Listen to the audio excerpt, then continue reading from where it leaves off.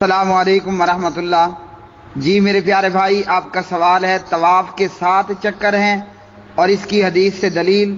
تو جی ہاں پیارے بھائی، طواف کے 7 چکر ہیں، دلیل اس کی پیش خدمت ہے۔ عبداللہ بن عباس رضی اللہ تعالی عنہما راوی ہیں، فرماتے ہیں نبی صلی اللہ علیہ وسلم نے صحابہ کرام کو حکم دیا طواف کے پہلے 3 چکروں میں تیز قدم چلیں اور اسی طرح باقی 4 چکروں میں عام معمول کے مطابق چلیں۔ صحیح بخاری حدیث نمبر 1602 کتاب الحج، اور صحیح مسلم میں حدیث نمبر ہے 1266، ابو داود میں حدیث نمبر ہے 1886، اور نسائی کے اندر حدیث نمبر ہے 230، سنن ترمذی کے اندر حدیث نمبر ہے 863، اور مسند احمد کے اندر ہے 290۔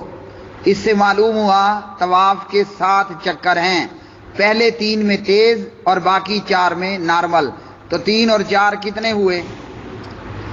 اسی طرح عبداللہ بن عمر رضی اللہ عنہ راوی ہیں، فرماتے ہیں نبی صلی اللہ علیہ وسلم جب بیت اللہ کا طواف یعنی طواف قدوم کرتے تو آپ صلی اللہ علیہ وسلم 3 چکروں میں دوڑتے اور 4 چکروں میں معمول کے مطابق چلا کرتے تھے۔ صحیح بخاری حدیث نمبر 1617 کتاب الحج، صحیح مسلم 1261، اور آگے سنن نسائی احمد اور ابن خزیمہ۔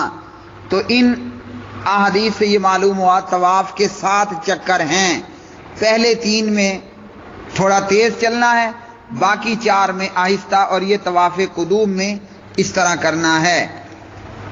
تو امید ہے کہ آپ کو 7 چکر مل گئے ہوں گے۔ واللہ اعلم الصواب۔